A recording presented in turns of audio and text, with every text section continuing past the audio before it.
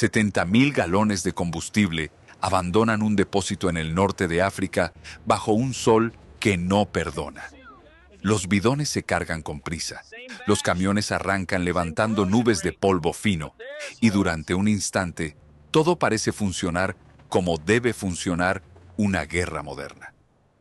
Semanas después, cuando la columna alcanza la línea del frente, solo 30.000 galones siguen ahí. El resto no fue robado, ni bombardeado, ni capturado por el enemigo. Simplemente se perdió, gota a gota, en el camino. La arena del desierto lo absorbió en silencio. Para el oficial de intendencia responsable, el informe es claro: buen esfuerzo. En el África de 1942, perder más de la mitad del combustible y seguir avanzando ya se considera un éxito. Esta es la realidad invisible de la guerra en el desierto, no la de los tanques rugiendo, ni la de las cargas heroicas, sino la de un ejército entero sostenido por un líquido que se escapa antes de llegar a donde se le necesita. Gasolina que huele a derrota, incluso antes de que empiece el combate. Cada kilómetro recorrido hacia el frente convierte el suministro en una apuesta, y cada vibración del camión sobre la roca caliente es una amenaza silenciosa. El desierto no necesita disparar para ganar batallas. Le basta con esperar a que el combustible se evapore, se filtre, se pierda. En septiembre de 1942, un ingeniero químico estadounidense llamado Richard M. Daniel baja de un avión en Egipto con una orden clara del Departamento de Guerra: averiguar por qué el combustible aliado desaparece en el camino. Llega esperando cifras preocupantes. Se encuentra con algo peor. Oficiales británicos le hablan de pérdidas del 30, del 40% entre el puerto y el frente. Corresponsales de guerra describen camiones impregnados de olor a gasolina tras apenas unas horas de traqueteo sobre piedras. Generales admiten, sin rodeos, que casi un tercio de todo el combustible nunca cumple su propósito. Daniel observa el suelo oscuro bajo, los bidones, siente el olor dulzón del combustible caliente y entiende que no se trata de sabotaje ni de incompetencia individual. Es un fallo sistémico, una hemorragia constante en el corazón mismo de la maquinaria bélica. Lo más inquietante es que la solución ya existe. No es nueva, no es experimental. Lleva años probada en las mismas condiciones, bajo el mismo sol, en los mismos caminos.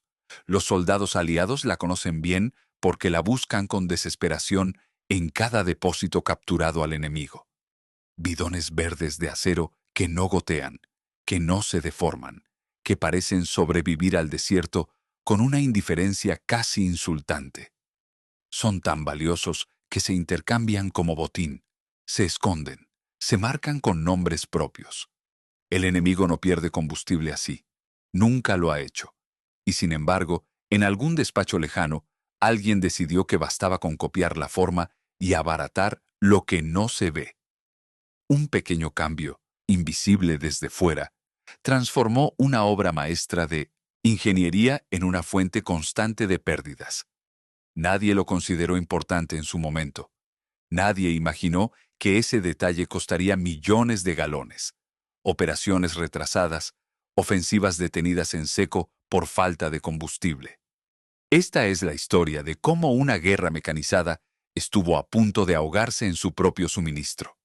De cómo el desierto expuso cada atajo, cada suposición, cada decisión tomada sin entender por qué las cosas funcionaban como funcionaban. Y de cómo, en plena Segunda Guerra Mundial, un simple bidón de gasolina se convirtió en un arma estratégica tan decisiva como cualquier tanque o cañón. Cuando Richard M. Daniel empieza a recorrer los depósitos y áreas de carga en Egipto, no necesita instrumentos sofisticados para entender la magnitud del problema. Le basta con mirar el suelo. Bajo las pilas de bidones, la arena tiene un tono más oscuro, apelmazado, como si el desierto hubiera sido manchado de forma permanente. El olor lo acompaña a todas partes, una mezcla pesada de gasolina caliente, metal y polvo. No es el aroma de un accidente puntual, sino el rastro constante de algo que ocurre todos los días, en todos los convoyes. Los oficiales británicos le muestran lo que tienen. La mayoría del combustible sigue viajando en recipientes que los soldados llaman, con una ironía amarga, flimsies. Latas delgadas de 4 galones, con costuras soldadas que nunca estuvieron pensadas para soportar calor extremo, vibraciones interminables ni apilamientos inestables sobre camiones militares. Daniel observa cómo se deforman cuando se colocan unas sobre otras, cómo las paredes ceden lentamente bajo su propio peso. Basta una caída torpe desde la caja de un camión para que una costura se abra lo justo como para no llamar la atención, pero lo suficiente como para empezar a gotear. En el papel, estos recipientes son desechables. En la práctica, el ejército los reutiliza porque no hay alternativa. Se transportan en cajas de madera, luego en contrachapado, más tarde incluso en cartón, y cada mejora destinada a ahorrar peso o recursos los vuelve aún más frágiles. Tras vaciarlos, muchos se abandonan en el desierto, aplastados, retorcidos, brillando al sol como restos de una logística que nunca estuvo a la altura de la guerra que pretendía sostener. Los estadounidenses tampoco aportan una solución real. Sus propios bidones rectangulares de 5 galones son herederos directos de la Primera Guerra Mundial, diseñados para depósitos fijos y bases tranquilas, no para campañas móviles a través de miles de kilómetros de arena. Los tapones de rosca requieren juntas de corcho que se resecan con el calor. Para verter el combustible hacen falta llaves, embudos y casi siempre 2 hombres. Daniel presencia la escena una y otra vez. Uno sostiene el bidón, el otro intenta controlar el flujo, y aún así, la mitad del tiempo el combustible se derrama, empapando manos, botas y suelo. Cada operación es lenta, torpe y peligrosa. A esto se suman los grandes barriles de 55 galones, imposibles de manejar sin bombas y equipos auxiliares. Son perfectos para almacenamiento en puerto. En el frente se convierten en un lastre. El combustible pasa de un recipiente a otro, de un bidón a un barril, y de vuelta a otro bidón, y en cada trasvase se pierde un poco más. No por grandes fugas, sino por descuidos inevitables, por sellos que no cierran bien, por metal que se dilata y contrae sin control. Daniel anota cifras, escucha testimonios, observa en silencio. Sabe que cada porcentaje de pérdida no es solo una estadística. Es un camión que tendrá que hacer un segundo viaje. Es una columna que avanza más despacio. Es un tanque que se queda inmóvil en el momento equivocado. En el desierto, el combustible no es solo un recurso, es tiempo, es alcance, es supervivencia. Y aquí, en estos patios llenos de bidones abollados y suelo ennegrecido, la guerra parece estar perdiéndose antes, incluso de llegar al frente. Cuanto más tiempo pasa Daniel entre los convoyes y los depósitos avanzados, más evidente se vuelve un contraste incómodo. No todos los bidones cuentan la misma historia.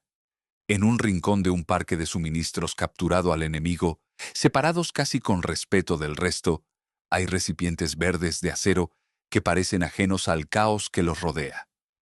No están hinchados, no resuman. Sus costuras permanecen limpias incluso después de semanas bajo el sol africano.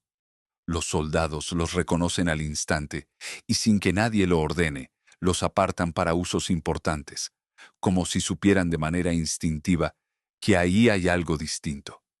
Estos bidones alemanes no llegan como parte de un suministro regular. Llegan como botín. Se recuperan tras la toma de un depósito. Se rescatan de camiones abandonados. Se intercambian entre unidades con una mezcla de pragmatismo y codicia. Daniel observa cómo un suboficial marca uno con pintura para asegurarse de que nadie se lo quit.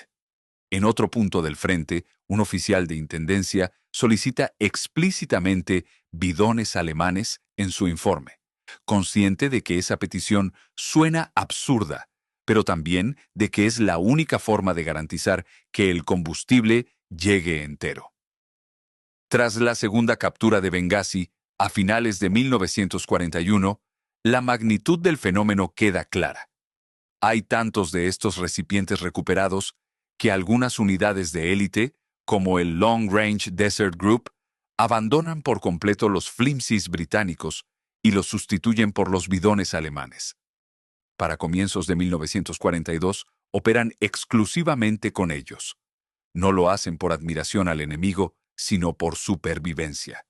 En patrullas que se adentran cientos de kilómetros en territorio hostil, perder combustible no es una molestia logística, es una sentencia de muerte. Daniel toma uno de estos bidones y lo examina con atención. Tiene una capacidad mayor, unos 20 litros, pero no parece más difícil de manejar.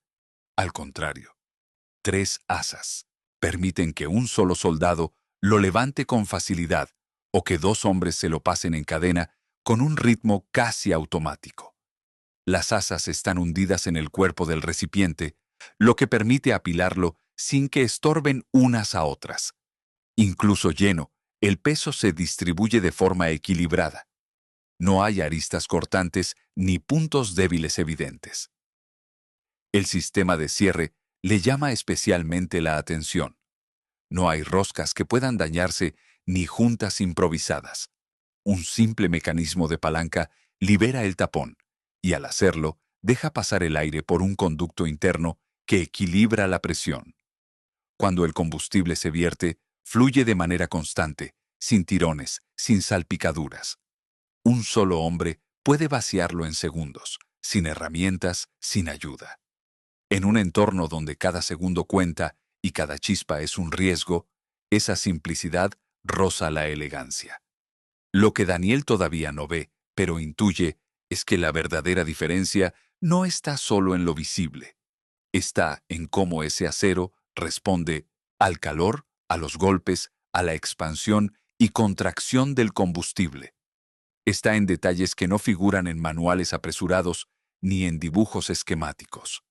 Mientras los aliados luchan contra pérdidas que ya consideran normales, el enemigo se mueve con una eficiencia que parece casi injusta. En el desierto, esa eficiencia se traduce en alcance, en velocidad, en la capacidad de atacar donde el otro no llega. Y mientras los aliados discuten porcentajes y justifican informes, estos bidones verdes siguen haciendo su trabajo en silencio, demostrando que la logística, cuando funciona de verdad, rara vez llama la atención hasta que falla. Para entender por qué esos bidones funcionan cuando todo lo demás falla, Daniel necesita retroceder en el tiempo, mucho antes de que el desierto africano se convirtiera en un campo de batalla. La historia empieza en Alemania, en una época en la que la guerra todavía se concebía como algo que debía prepararse con meticulosidad casi obsesiva. A mediados de los años 30, el ejército alemán sabe que su futuro depende de la movilidad. Los vehículos a motor dejarán de ser un apoyo para convertirse en el eje de cualquier ofensiva rápida. Y para que eso sea posible, el combustible tiene que moverse con la misma fiabilidad que las tropas. En 1935, el ejército convoca un concurso. No busca un simple recipiente, sino una solución integral. El encargo recae finalmente en Vinzenz Grünvogel, ingeniero de Müller Engineering Works, en Schwelm, Westfalia. El proyecto no se resuelve en un despacho, ni se aprueba tras una prueba superficial. Se fabrican miles de prototipos que se envían a unidades reales. Se dejan caer desde camiones, se exponen al frío y al calor extremos. Se apilan hasta el límite, se llenan y vacían una y otra vez.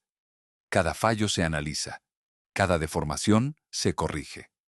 En 1936, una serie de 5.000 unidades se distribuye entre las tropas para pruebas de campo. No se trata de impresionar a oficiales con informes bien redactados, sino de ver qué sobrevive al uso diario de un soldado cansado, con guantes sucios y poco tiempo. Solo después de 3 años de ajustes y refinamientos, el ejército alemán adopta oficialmente el diseño, el 8 de julio de 1937, mediante una orden que lo convierte en equipamiento estándar.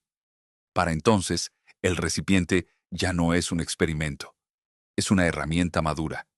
Cuando la guerra estalla en 1939, miles de estos bidones ya están almacenados, listos para ser distribuidos. Las tropas motorizadas los reciben junto con simples tramos de manguera de goma, lo que les permite sifonar combustible desde cualquier fuente disponible, incluso desde vehículos dañados o abandonados. En la campaña de Polonia, esta capacidad se traduce en una ventaja táctica inmediata. Las columnas avanzan sin depender de infraestructuras fijas. Donde llega un camión, llega el combustible. El diseño es engañosamente simple. Dos planchas de acero estampadas se sueldan formando un cuerpo rígido, reforzado por una característica hendidura en forma de X que recorre ambas caras. No es un adorno ni un símbolo. Esa geometría divide la superficie en secciones triangulares mucho más resistentes que un panel plano. Cuando el bidón cae o recibe un golpe, la estructura absorbe la energía sin colapsar. Cuando el combustible se calienta y se expande bajo el sol, el metal puede flexar lo justo para aliviar la presión. Cuando se enfría por la noche y el volumen disminuye, el mismo diseño evita que se forme un vacío que deforme el recipiente. En el interior, una capa protectora aísla el acero del combustible, evitando corrosión y contaminación. El tapón, con su sistema de palanca y respiradero, garantiza un sellado firme y un vertido controlado. Incluso si el bidón cae al agua, una cámara de aire interna le permite flotar. Nada en este objeto es casual. Cada detalle responde a una exigencia concreta, planteada antes de que la guerra hiciera imposible corregir errores. Mientras Daniel reconstruye mentalmente esta historia, entiende por qué los soldados confían en estos bidones casi de manera instintiva. No porque sean indestructibles, sino porque fueron diseñados partiendo de la premisa de que, en combate, todo lo que puede fallar, acabará fallando. La diferencia es que aquí, alguien se tomó el tiempo de descubrir cómo evitarlo. La pregunta que empieza a obsesionar a Daniel es inevitable. Si el problema estaba resuelto desde antes de que comenzara la guerra, ¿cómo pudieron los aliados acabar atrapados en un sistema tan ineficiente? La respuesta no está en el desierto, sino en oficinas, comités y decisiones tomadas lejos del ruido de los motores y del olor a gasolina caliente. En 1939, mientras Europa se precipita hacia el conflicto, un ingeniero estadounidense llamado Paul Pleiss emprende un viaje poco común. Junto a un colega alemán, construye un vehículo con la intención de recorrer una ruta ambiciosa hasta la India. Al preparar el coche, surge una necesidad elemental: transportar agua de forma segura en largas distancias. Su compañero alemán sabe exactamente dónde conseguir los recipientes adecuados. En el aeropuerto de Berlín-Tempelhof, donde el ejército ya ha acumulado grandes reservas, obtiene 3 de los bidones militares recién adoptados. Durante el viaje, Pleiss comprueba su utilidad en condiciones reales. No se abollan, no pierden líquido, no complican el trabajo. Al llegar a Calcuta, guarda el vehículo y regresa a Estados Unidos con una idea clara en la cabeza. Aquello no es solo un buen bidón. Es una solución que el ejército estadounidense va a necesitar. De vuelta en Filadelfia, Pleiss intenta despertar el interés de las autoridades militares. Explica el diseño, describe sus ventajas, habla de fiabilidad y de rapidez en el manejo. No obtiene respuesta. Sin un ejemplo físico que mostrar, sus palabras se pierden en el ruido de prioridades más urgentes y programas ya establecidos. La burocracia no registra con detalle estos rechazos. Rara vez lo hace. Decidido a no rendirse, Pleiss consigue finalmente enviar su vehículo a Nueva York por una ruta indirecta y extrae uno de los bidones. Ese recipiente acaba llegando a Washington. Para entonces, ya es el verano de 1940. En oficinas del Quartermaster General, el bidón alemán se examina, se mide, se fotografía. Técnicamente, el interés existe. Institucionalmente, la inercia pesa más. Ese mismo año, Pleiss se encuentra en Londres y repite la historia ante oficiales británicos. Ellos también quieren ver el diseño. Pleiss ordena que un segundo bidón sea enviado por avión. El objeto viaja más que muchos soldados, pero sigue sin provocar una reacción inmediata. El ejército estadounidense, en particular, no adopta el diseño. Las razones exactas nunca quedan claras en los documentos oficiales. Se habla de complejidad de fabricación, de costes, de la dificultad de adaptar líneas de producción existentes.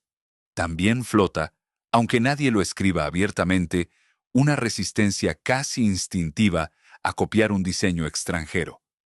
La decisión final es seguir adelante con lo conocido. Se recuperan bidones de la Primera Guerra Mundial, de mayor capacidad, con cierres de rosca dobles que requieren herramientas para su uso. En teoría, cumplen su función. En la práctica, están tan alejados de las exigencias de una guerra móvil como los flimsies británicos. El bidón alemán queda relegado a una curiosidad técnica, archivado en informes y memorandos que nadie considera urgentes. Años después, caminando entre charcos de combustible en el norte de África, Daniel entiende el coste de esa indiferencia.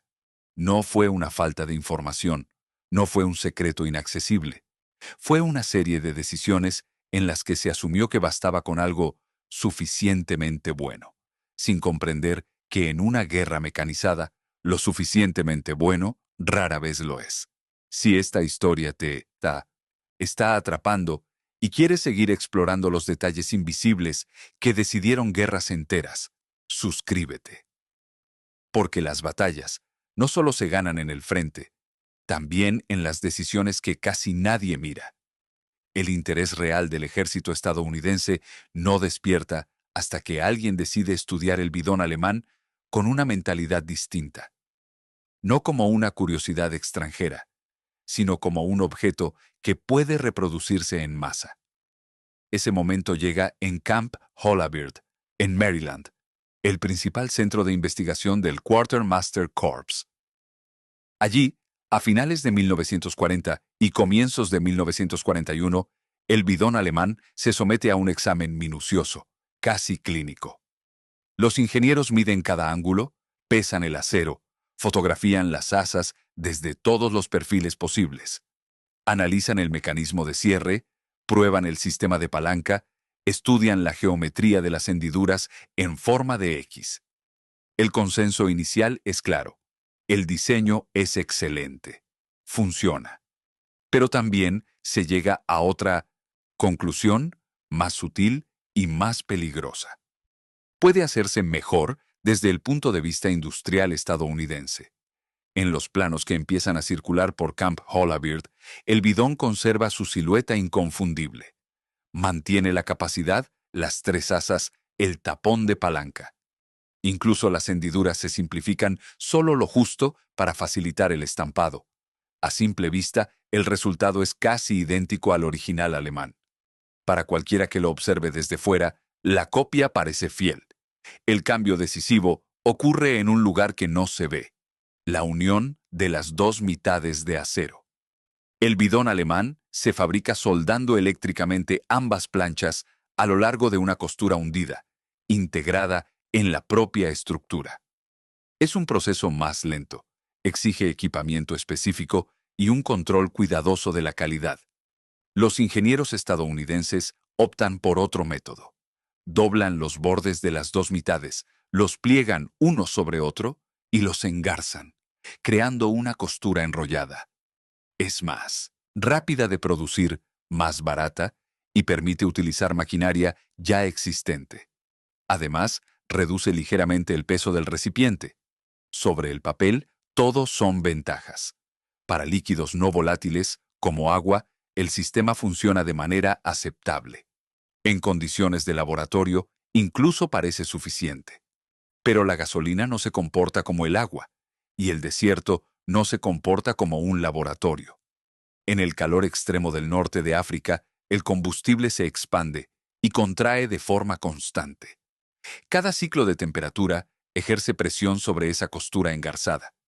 No lo suficiente como para romperla de inmediato, pero sí para crear espacios microscópicos.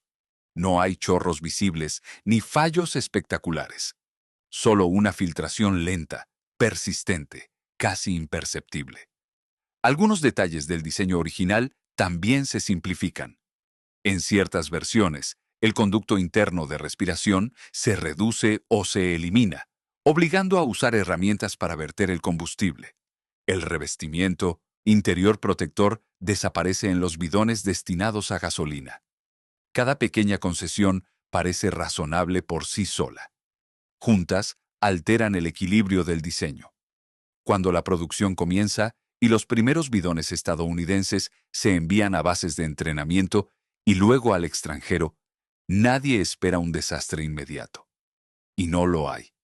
El problema es más insidioso. Un cerco húmedo alrededor de la costura, un olor persistente al sol, una mancha oscura bajo una pila de bidones. Multiplicado por miles de recipientes, por cientos de convoyes, ese goteo silencioso se convierte en una sangría logística. Sin saberlo, los aliados han creado un objeto que imita la forma de la solución alemana, pero no su función completa. La diferencia no se nota al cargar el camión. Se nota kilómetros después, cuando el combustible que debía alimentar una ofensiva se ha quedado, poco a poco, enterrado en la arena. Cuando los bidones estadounidenses empiezan a circular por el norte de África, el problema no se manifiesta con la violencia necesaria para provocar una reacción inmediata. No hay explosiones ni accidentes espectaculares que obliguen a detener la producción. Lo que aparece es algo mucho más fácil de ignorar.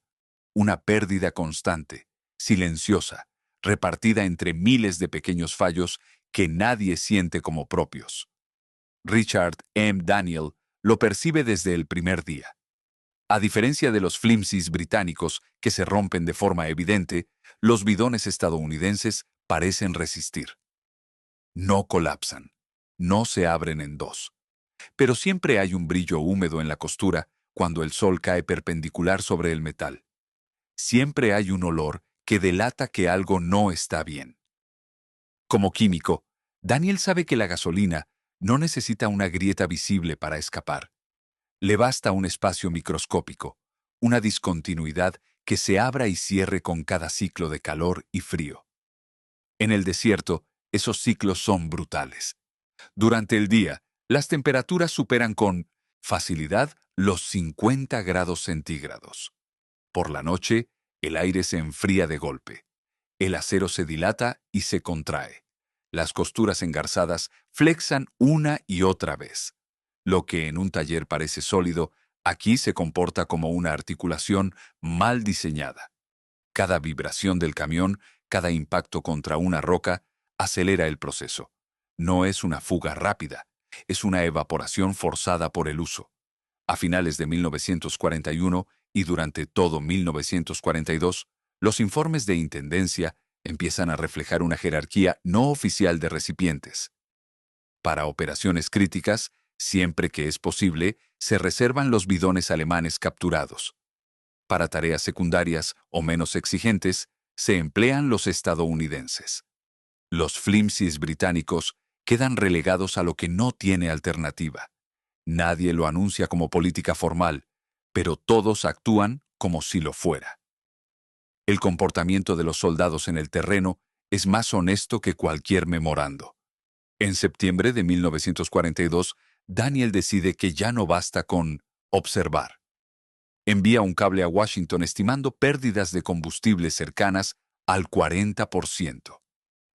Años más tarde, admitiría que esa cifra no era el resultado de una contabilidad precisa, sino una estimación deliberadamente alarmante. Necesitaba provocar una reacción. Aún así, la cifra no se alejaba demasiado de la realidad documentada por los británicos, que hablaban de un 30% de pérdidas, ni de casos concretos en los que más de la mitad del combustible nunca llegaba al frente. Mientras los informes viajan de un despacho a otro, la guerra no espera. Las columnas de suministro cargan más de lo necesario porque todos asumen que una parte se perderá. Los cálculos tácticos incluyen el desperdicio como si fuera una constante natural. tan inevitable como la arena o el calor. Cada ofensiva se vuelve más pesada, más lenta, porque alimentar a una fuerza mecanizada requiere transportar combustible para compensar el que nunca llegará. El contraste con el enemigo es dolorosamente evidente. Las fuerzas del Afrika Korps no son inmunes a los problemas logísticos, pero no sangran combustible de esta manera. Sus bidones sobreviven al desierto con una fiabilidad que los aliados ya han aprendido a envidiar.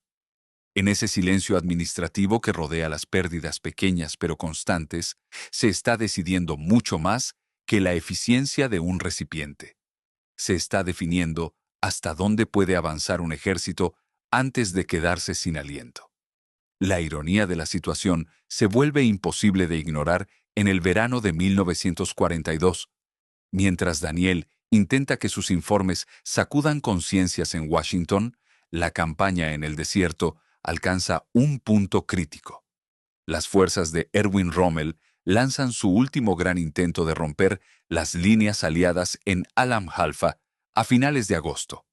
El choque es duro, decisivo, y termina con el avance alemán detenido, no por una derrota táctica aplastante, sino porque el empuje se agota.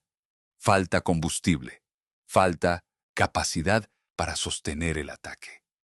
Desde lejos, el resultado parece una victoria aliada.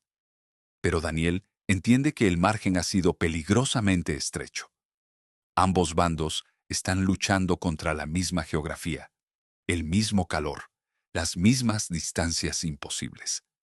La diferencia es que uno de ellos consigue llevar su combustible hasta donde lo necesita con mayor fiabilidad. El otro acepta pérdidas que no puede permitirse. El cable de Daniel finalmente surte efecto.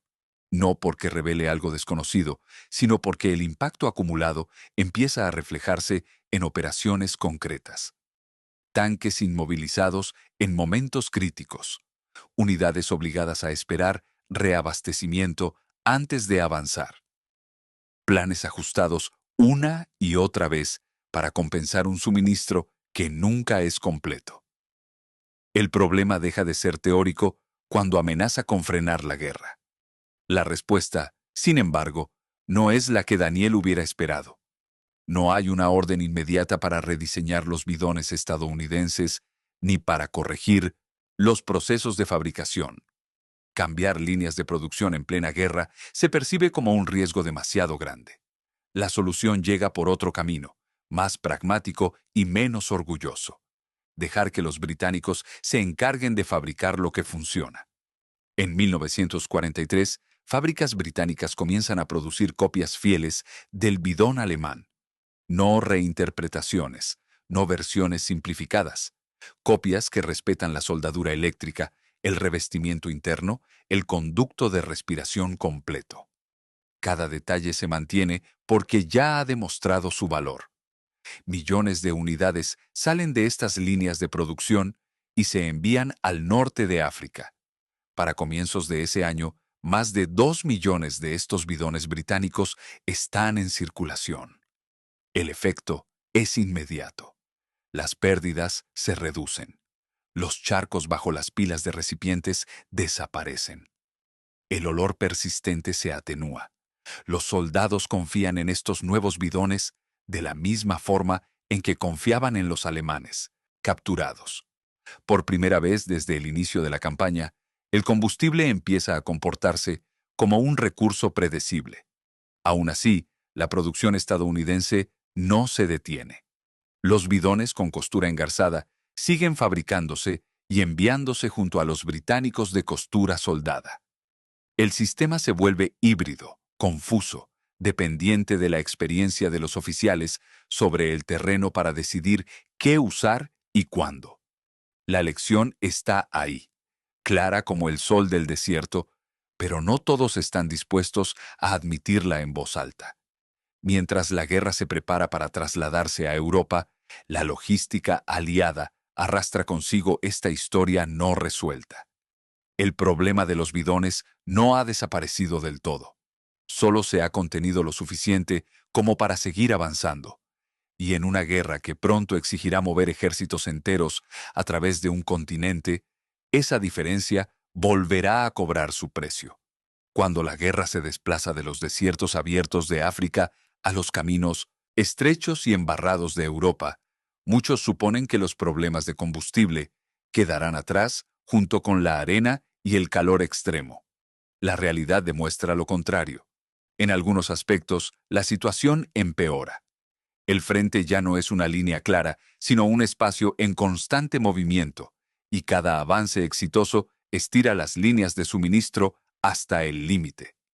En 1944, el combustible representa aproximadamente la mitad de todas las necesidades logísticas aliadas medidas por peso. Un solo camión estándar de 2,5 toneladas puede transportar cientos de galones en bidones, siempre que esos bidones estén disponibles y en condiciones de uso. Ahí surge un nuevo cuello de botella. No es que falte gasolina en la retaguardia, es que faltan recipientes fiables para llevarla hacia adelante. Tras el desembarco en Normandía, el avance es rápido.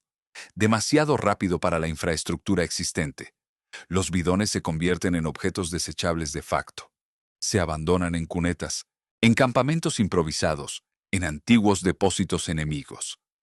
Algunos se reutilizan para lo que haga falta. Se transforman en asientos, en escalones para salir del barro, incluso en pasarelas improvisadas. Cada uso alternativo parece inocente. En conjunto, supone una pérdida masiva de un elemento crítico. Para agosto de 1944, la escasez de bidones empieza a limitar el propio transporte de combustible, incluso cuando éste está disponible en grandes cantidades en la retaguardia. El sistema de retorno, pensado para recuperar recipientes vacíos, se ignora con frecuencia. El avance no deja tiempo para la logística perfecta. El resultado es una estela de bidones abandonados que marca el camino desde Normandía hasta la frontera alemana. El caso más emblemático es el del Tercer Ejército de George S. Patton. Su avance fulgurante a través de Francia se apoya en una movilidad que roza lo temerario. Pero a comienzos de septiembre, cerca de Metz, la ofensiva se frena en seco.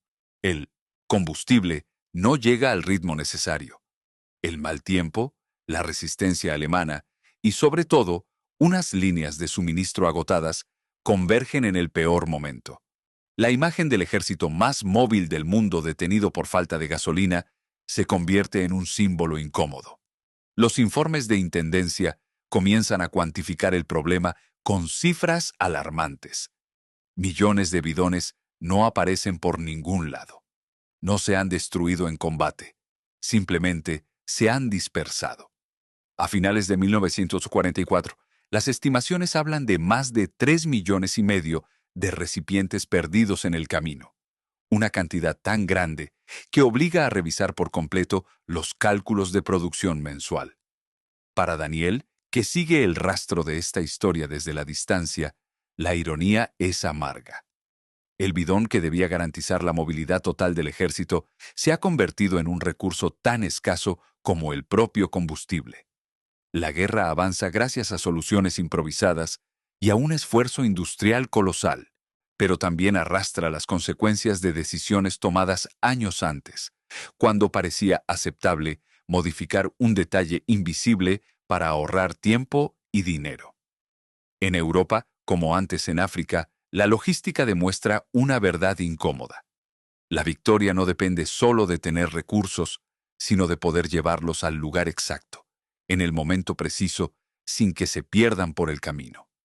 A medida que el invierno de 1944 se instala en Europa, el problema de los bidones deja de ser una molestia operativa y se convierte en una crisis cuantificable. En despachos del Quartermaster Corps, lejos del frente, los números empiezan a alinearse de una forma inquietante. Los cálculos iniciales hablaban de 800,000 bidones nuevos al mes para sostener las operaciones. Al revisar los informes reales, las pérdidas acumuladas, los recipientes abandonados o inutilizados, la cifra se revisa al alza. No son 800,000. Son más de 300.000 bidones mensuales, los que se necesitan solo para mantener el ritmo existente. El dato no es abstracto. Cada bidón que falta es un camión que no puede cargar todo su combustible. Cada camión que sale incompleto reduce el alcance efectivo de las unidades avanzadas. En una guerra donde la movilidad es poder, la escasez de recipientes se convierte en una forma silenciosa de freno estratégico. No hay una batalla concreta que se pierda por ello, pero hay ofensivas que avanzan menos de lo previsto, maniobras que se retrasan horas o días, oportunidades que se diluyen. En enero de 1945, con la guerra ya claramente inclinada a favor de los aliados, la paradoja es evidente. La industria estadounidense produce combustible en cantidades colosales. Los depósitos en la retaguardia están llenos. Sin embargo, llevar ese combustible hasta el frente sigue siendo un desafío constante. Los bidones, esos objetos aparentemente simples, se han revelado como el eslabón frágil de toda la cadena. En ese contexto, los bidones de costura soldada, fabricados por los británicos y también en plantas del Oriente Medio, se convierten en el estándar de facto. Funcionan en el barro, bajo la nieve, en carreteras destrozadas por los bombardeos. No resuman. No se deforman con los cambios bruscos de temperatura. Los soldados confían en ellos sin pensarlo. Igual que antes, habían confiado en los capturados al enemigo. La lección se ha aprendido, aunque nadie la formule abiertamente. Para entonces, incluso dentro del ejército estadounidense, resulta difícil defender el diseño de costura engarzada para combustible. Sigue utilizándose para agua y otros líquidos menos volátiles, pero su reputación está marcada. Ingenieros y oficiales entienden, quizá demasiado tarde, que el problema nunca fue la forma del bidón, sino la comprensión incompleta de por qué cada detalle del original alemán era como era. Daniel, que años más tarde reflexionará sobre todo esto con la perspectiva del tiempo, reconoce que gran parte de la historia apenas aparece en los registros oficiales. No hay un informe definitivo que admita errores ni un documento que cuantifique exactamente cuántos galones se perdieron por culpa de esas decisiones. La burocracia rara vez deja constancia clara de sus fallos. Pero las consecuencias están ahí, dispersas en testimonios, en cifras parciales, en la experiencia acumulada de quienes vieron el combustible desaparecer antes de llegar a su destino. Mientras el frente se acerca inexorablemente al corazón de Alemania, el bidón vuelve a ocupar su lugar original. Una herramienta fiable, casi invisible, que permite que todo lo demás funcione. El coste de aprender esa lección ya se ha pagado. No en una sola batalla, sino en miles de pequeños sacrificios logísticos que nunca aparecerán en los libros de historia, pero sin los cuales la guerra no habría podido continuar. Con la guerra acercándose a su final en Europa, el bidón deja de ser un problema inmediato y se transforma en una cifra incómoda dentro de balances que ya nadie puede ignorar. Para mayo de 1945, los registros muestran una escala difícil de asimilar. Solo en el teatro europeo, las fuerzas estadounidenses han necesitado más de 19 millones de bidones para sostener sus operaciones. Sumando la producción británica y aliada, la cifra total supera los 20 millones. No es un detalle logístico menor, es una infraestructura paralela, tan crítica como carreteras, puertos o refinerías. Entre esos millones conviven dos historias distintas. Los bidones de costura soldada, fabricados siguiendo fielmente el diseño alemán de 1937, regresan del frente golpeados, cubiertos de barro, con la pintura desgastada, pero todavía estancos. Siguen cumpliendo su función después de meses de abuso. Los de costura engarzada, en cambio, revelan un desgaste más sutil y más traicionero. Manchas oscuras donde el combustible se filtró lentamente. Un olor persistente que delata pérdidas, pequeñas pero constantes. No fallaron de forma dramática, fallaron acumulativamente. En noviembre de 1944, el presidente Franklin D. Roosevelt observa que sin estos bidones habría sido imposible que los ejércitos aliados atravesaran Francia a la velocidad que lo hicieron. La afirmación es cierta, pero encierra una paradoja. Esa misma campaña estuvo repetidamente condicionada por la escasez de recipientes fiables, incluso cuando el combustible existía en abundancia en la retaguardia. La movilidad que definía la guerra moderna dependía, en última instancia, de un objeto humilde que casi nadie había considerado decisivo al principio.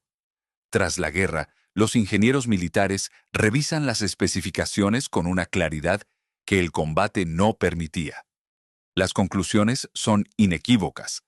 Para transportar gasolina, las costuras soldadas dejan de ser una opción y pasan a ser una exigencia. Los estándares posteriores, incluidos los que más tarde adoptará la OTAN, reflejan sin disimulo el diseño original alemán.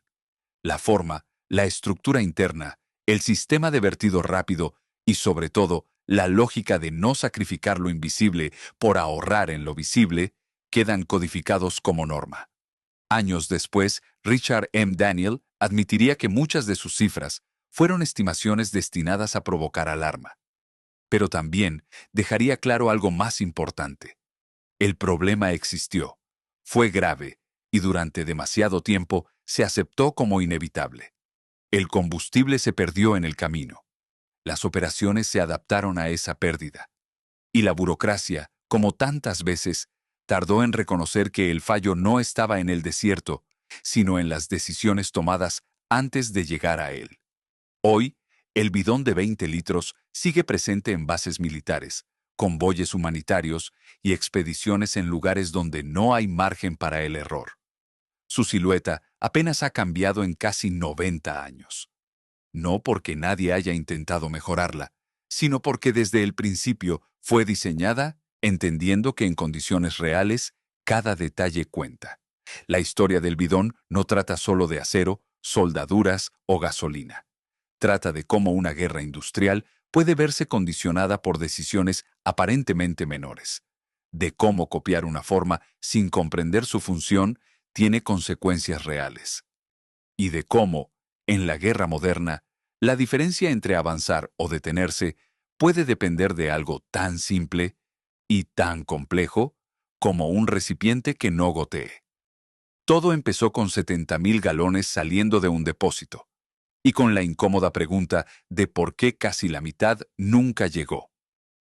Si quieres seguir descubriendo las historias ocultas que decidieron guerras lejos del campo de batalla, suscríbete.